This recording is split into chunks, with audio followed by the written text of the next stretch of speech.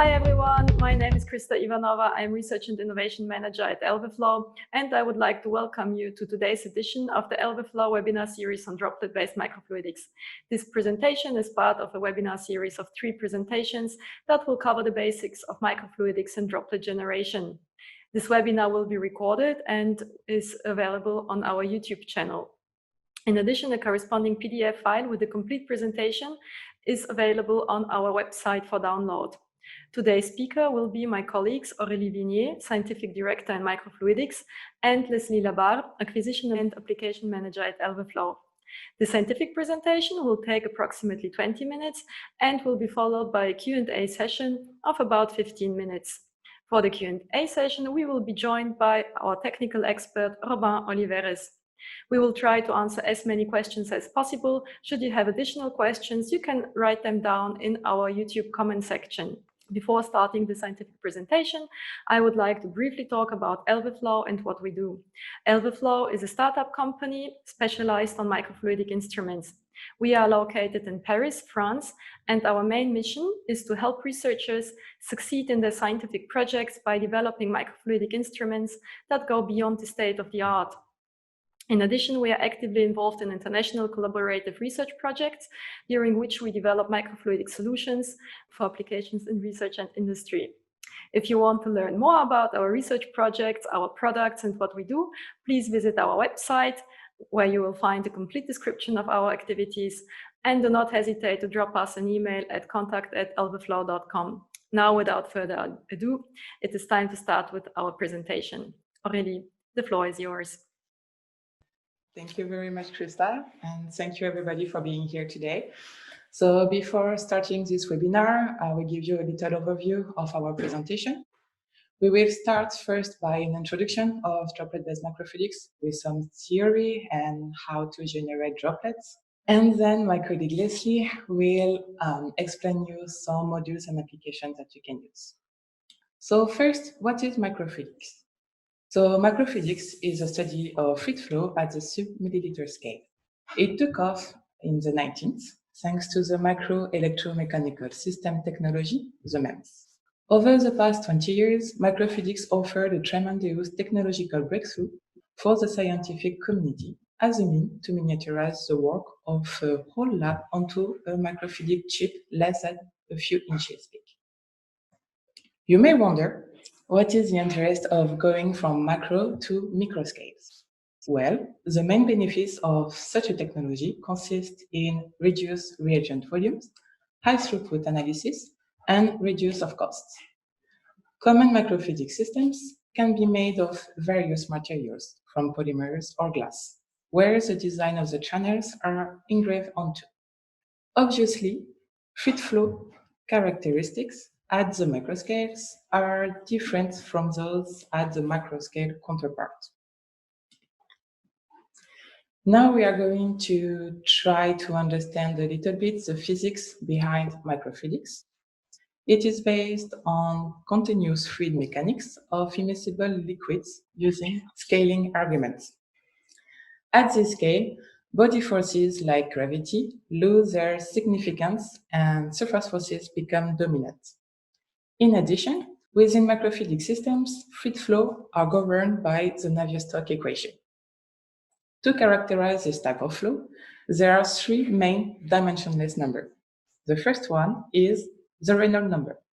This number is used for the prediction of flow patterns. 2 essential flow patterns exist in microfluidics, the turbulent and the laminar flow.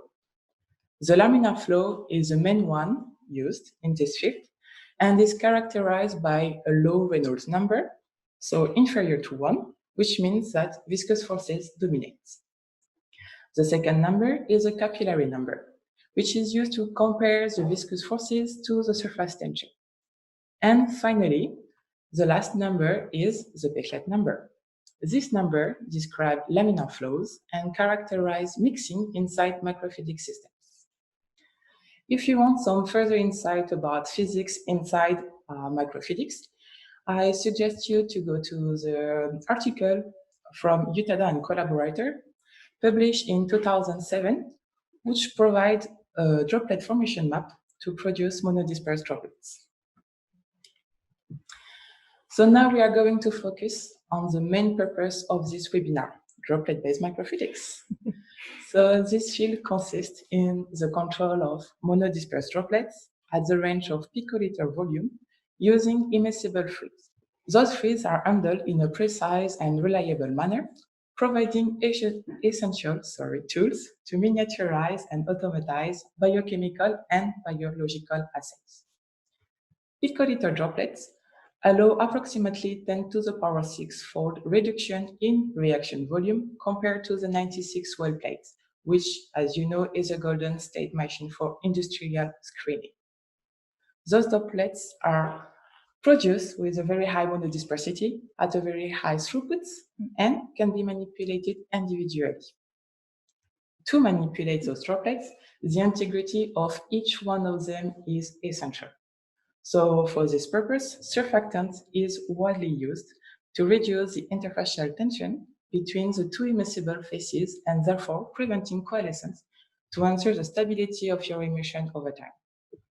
And just a little note, so a surfactant molecule is composed of hydrophilic head and a hydrophobic tail placed at the interface of the droplets.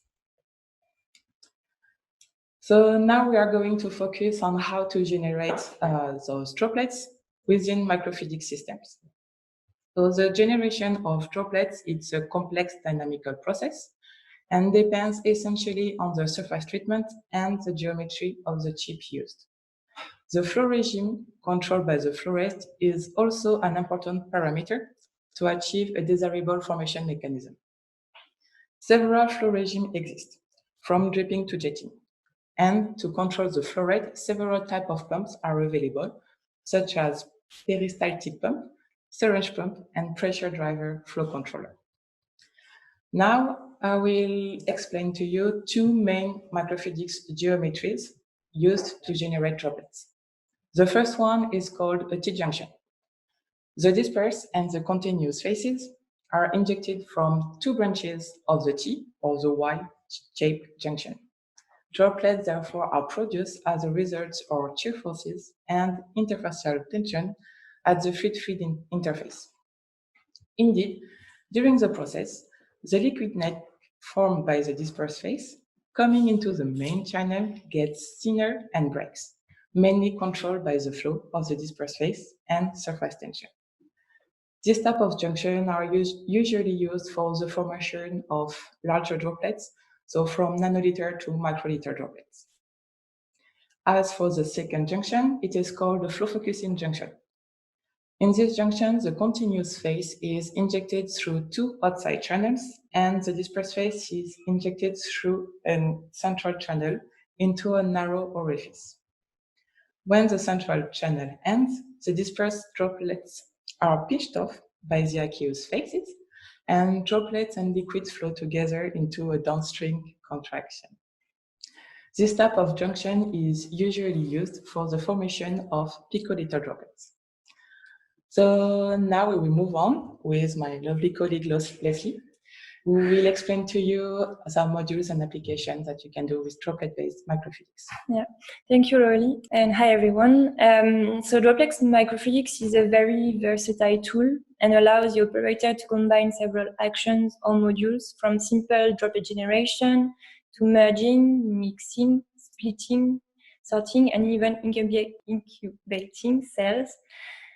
Based on these modules, microfluidics can be employed in various fields of application, from chemistry to material sciences and even biology. In the following, I will focus on three main applications: emulsion generation, encapsulation, and finally polymer beads generation. Now that you have discovered some of the various microfluidics modules available, we can focus on droplet microfluidics application. As you can see, droplet microfluidics can combine many modules for a broad range of applications. For instance, the mixing module can be employed for emulsion generation, to make mayonnaise in food application, but also to make creams in cosmetics. Each application requires a specific microfluidic setup, from the chip to the flow control.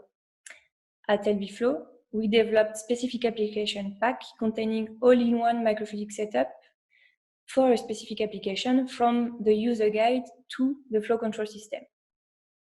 Now, talking about applications, let's focus on droplet microfluidics to make emulsions.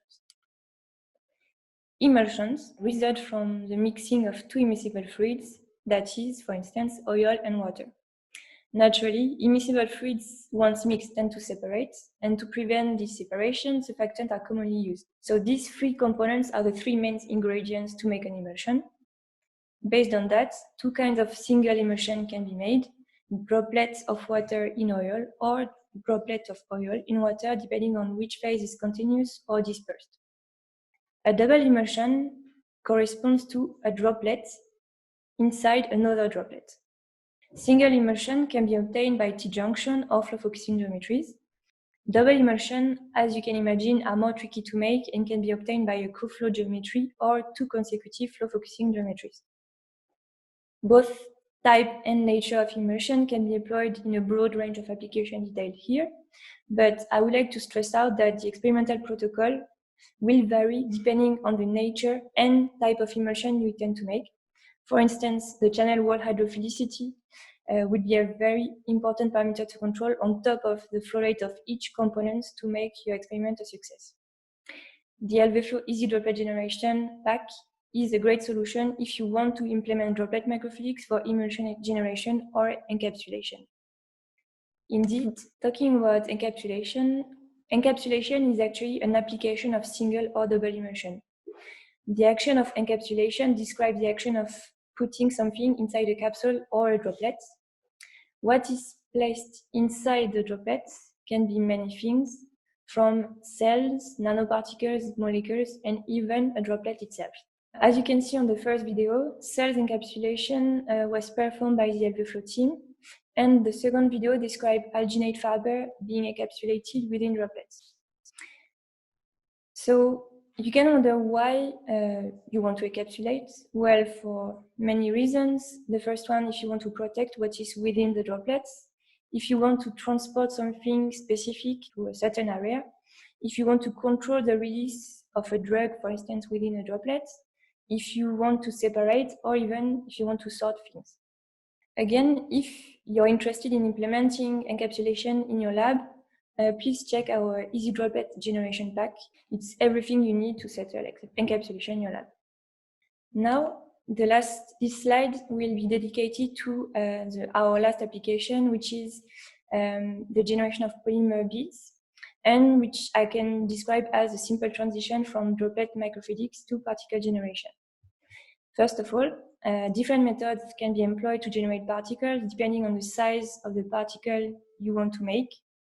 Droplet microfluidics will be employed to generate microparticles via photo or in situ polymerization depending on your reagents. As an example, 50 micron alginate beads were generated by a two-step in situ polymerization where a solution of alginate EDTA calcium was employed to form droplets by microfluidics. Then the resulting droplets were cross-linked outside the channel by adding a pH modifying agent, in that case acetic acid, to trigger the cross-linking of the droplets into beads with the setup that you can see on the slide. For further details about the full protocol, please refer to our application notes and our related alginate beads generation user guide, which is available on this link or simply on our website. So to conclude, from all these applications and information, what should you remember? Well, the common need of all these applications is to make valuable experiments. Two elements are really key for that purpose, as you have understood, the accurate flow control and the adequate geometry and surface treatment. In order to obtain high throughput experiments, but also highly monodispersed droplets or particles, and monodispersity is very important when you talk about stability for many dispersion or suspensions. And finally, as you know, research, I'm not teaching you anything. Research is a roller coaster with many failed experiments for very few breakthroughs. For LVFlow, being researchers ourselves, it's not about making every experiment a success, because failed experiments are due to many parameters, and even an unsuccessful experiment is an answer. So our goal is to simplify your life, but not by pretending that research is easy, but by removing the flow control from the equation of what made your experiment or what could have made your experiment unsuccessful. That is why we created packs dedicated to application from single droplet generation to our very recent alginate-based generation. To complement this presentation, here is a selection of white papers and user guides that could be of interest to you. I would like to add that the replay of this webinar and the PDF version will be available in the next week, and you will receive an email as a notification. And also, just to let you know, it has been mentioned during this webinar that Helvesis is actively participating in an international research project. And actually, currently, there is the opportunity to apply with us to the Marie Curie Individual Fellowship Program, which is funded by the European Union. So if you are interested to submit a proposal with us and to work on a project focused on microfluidics with our instrument, feel free to contact us and to have a look on our website. I would like to add that next week and the following week, there will be 2 more webinars about droplet-based microfluidics. The future one will be held on Thursday, 18th of June, and with our guest speaker, Remis, which is our dear colleague, who will take us through droplet size and uniformity control and detection. And the week after, it will be about dynamics of droplet microfluidics, Thursday, 15th of June, by my former colleague, Ioannis Keraktis from University of Birmingham. So please stay posted. And Aurélie and I and all the team of Albeflow, we would like to thank you for participating to our very first live webinar. And to kind of thank you for participating, we have decided to give you a 15% promotion discount code that you can see on the infography on the slide, in case you would be interested to implement microfluidics in your lab with our equipment. Thank you very much, Leslie and Aurélie, for this excellent presentation. Now it is time to start our Q&A session. We will try to answer as many questions as possible, and don't forget, you can always contact us should you have additional questions or comments. There is Rodin Oliveres, our colleagues who are here to answer your questions. So, thank you. The first question is a PDMS chip provided by the Everflow kit can be used several times? So to quickly answer this question, so PDMS is obviously not as reliable as glass, but the typical PDMS chip can be used indeed several times. We generally say that if well treated, meaning that if you clean up the chip correctly, after each use, you can keep a PDMS chip for around a year. So that's the typical time. Then it obviously depends on the application and on the type of liquid that is used with it. But that gives you at least an insight. Okay. Thank you, Jérôme. Another question: can you produce multiphasic aerosol, which can be then collected and manipulated in air? So for what regards, so here all the droplets we are talking about here are related to liquid in liquid droplets. There is other setup and configuration possible to make liquid in air droplets, but this is a completely different field and completely different topic. Thank you, Adam. Thank you. Sorry. What kind of microfluidic chip did you use for alginate bead production, PDMS or glass? So our standard pack for this is coming with a PDMS chip, but you could also potentially use a glass chip that you post-treat with some for which you do some treatment, some surface treatment, and that you make basically hydrophobic so as to be able to generate these droplets. But our standard pack is coming with a PDMS chip. Next question for Dubem. Sorry if I mispronounce. Do you use any alternative method to photolithography to make your chips? So thanks for your question. That's a private question, so maybe other people haven't seen it. So as stated at the beginning of the talk, Helveflow is specialized in microfluidic instrumentation, but we are not specialized in chip fabrication. For what regards chip fabrications, we have a sister company, which I would be happy to refer you to. You can contact them. They are called Black Hole Lab. and they're specialized in PDMS chip microfabrication, and they actually provide a bunch of tools that can be very interesting for you. So I suggest you to reach out to them. Thank you, Clément, for your question. I want to encapsulate cells with droplet microfluidics. How can I make sure the cells will survive inside the droplet? Thanks. I'll more let my colleague Aurélie speak about this because she's got a larger expertise in cells and droplets. Okay, so it's not really, it's kind of a tricky question. You have several articles in the literature for this. Usually your cells, if you, it depends on the cells type, on the medium within the one you will use to produce your droplets. It will depend on the time you want inside your droplets. After, what I can tell you is basically to try to put your cells inside with a good medium and everything, and let the time that you want, and after trying to see with typical life and dead cells solution, something like that, to see if it's still alive. I would like to quickly add to this that we also provide biocompatible oil that has been specifically designed for the survival cells in droplets. And you can reach out to us for this to know more. How to measure the size of monodispersed droplets? In microfluidics, you basically use a microscope. In most cases, that's basically what's the easiest. Yeah. Is channel functionalization provided in the kits as well? Thank you, Yanis. Thanks for your question, Yanis. So for what regards to channel functionalization, as we said before, we're not specialized in chip fabrication. We have partners whom we work with on these fields. So for channel functionalization, there is a couple of tricks that can be used. We can advise them to you, but we won't provide them to you as it is. But we're happy to help if we can in any ways. And again, we have partners that can help you with everything that is related to microfabrication. Okay, next question from Sohail. So thank you. In the flow focusing approach, there is a design that two fluids flow countercurrently, and the tip of a cone, a drop will be generated. My question is, what is the advantage of this design compared to a typical flow focusing design that was mentioned in your presentation? That's kind of a tricky question here, and to be fully honest, I don't have the exact answer. I would prefer getting a step back before getting back to you.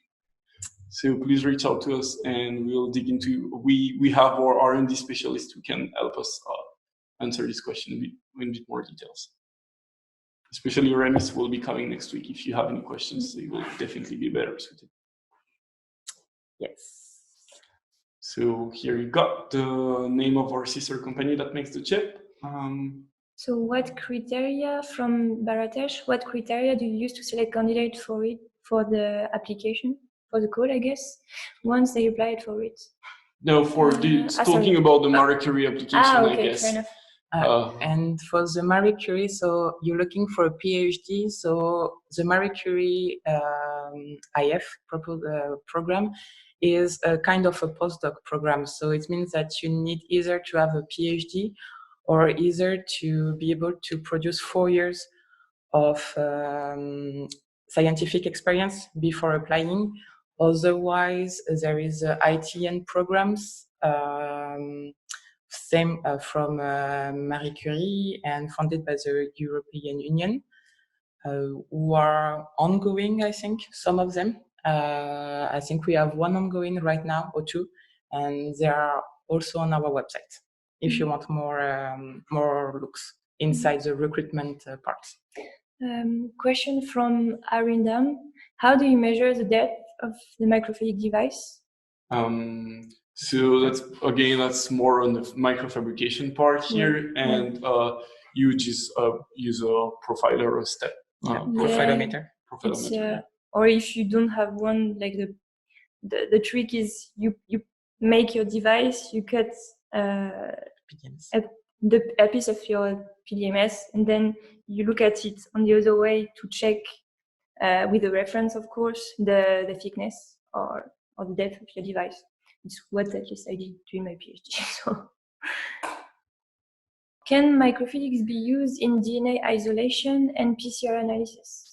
So we definitely have people using microfluidics on both these fields. DNA isolations, we have a couple of, that's a slightly different topic, but we have a couple of protocols for this.